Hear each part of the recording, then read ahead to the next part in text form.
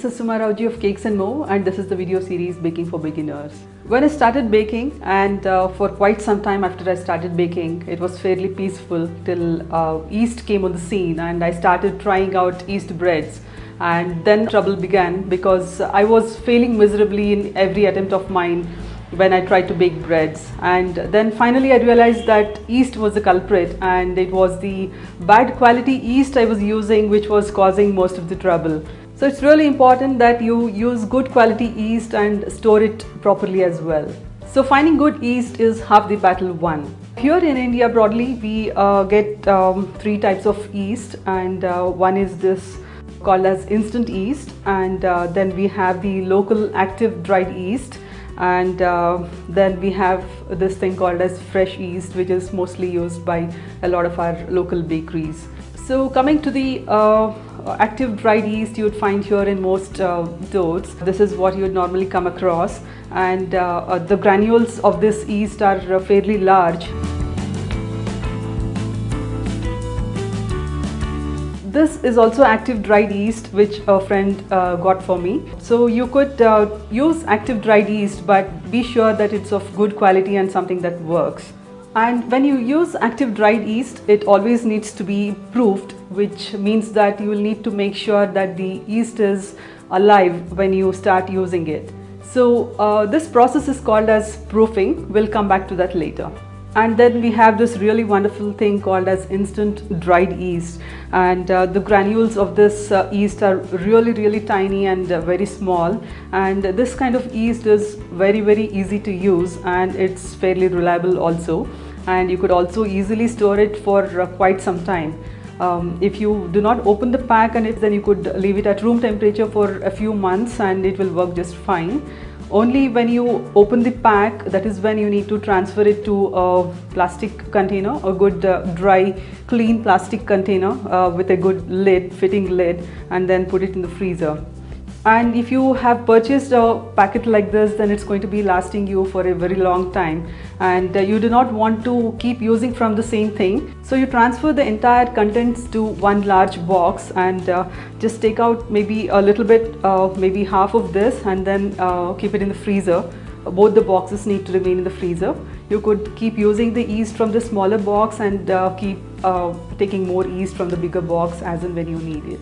Always remember to use clean and dry spoons when you are measuring yeast out of the container. One really good thing about instant yeast is that you don't really need to proof it.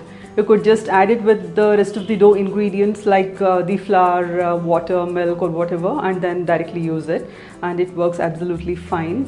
So it's a pleasure to use instant dried yeast. And normally when you are using active dried yeast, you would need to put this in some bit of warm water and some sugar in order to activate the yeast. But in the case of instant yeast, this works even with water which is at room temperature, and even cold water, which is a really good thing, because when you are using active dried yeast, the one big danger is that you could kill the yeast if you use water which is very hot. Instant yeast stores well in the freezer for quite a few months, and probably longer than that, but since we have power cuts so frequently, it may not really last so long. But certainly for a few months it lasts really well. So instant yeast is a lot more easier to use and quite reliable also. So this is the best thing a beginner could use. This is fresh yeast. I managed to get this from a bakery nearby. This is also called as compressed yeast or cake yeast, and this is also supposed to be something really good, though I haven't tried it yet. But then since I do have this block of yeast now, I think I'm going to be trying this really soon. Always stick to the amount of yeast that has been given in the recipe. Do not add more, because your bread might then start smelling funny. If you're going to be using active dried yeast, or even to test if instant yeast is still active and it is still working good, you will need to proof the yeast or check the effectiveness of yeast. Here is what we need to do. We need to take some sugar in a small bowl, and I'm going to be adding some yeast.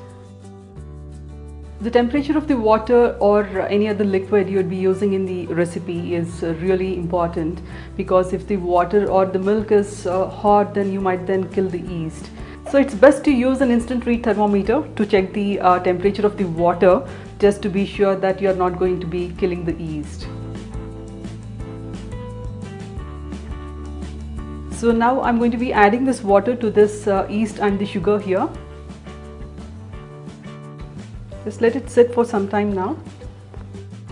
So after about 8 to 10 minutes, this bowl needs to be totally frothy on the surface, and that will tell you that this yeast is active and you could use it in your breads. In case there are no bubbles in the bowl and there is no froth, so it means that the yeast is not good enough. You need to discard it and get some better yeast. And fresh yeast, though good, it's supposed to have a very short shelf life. You could keep it in the refrigerator for a few days and then you may not be able to use it.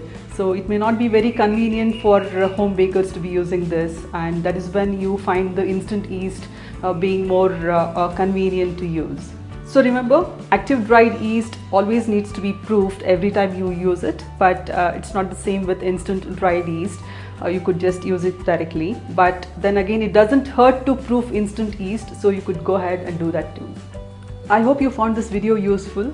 So please do get yourself some good yeast and we shall bake some really easy and quick pizza soon.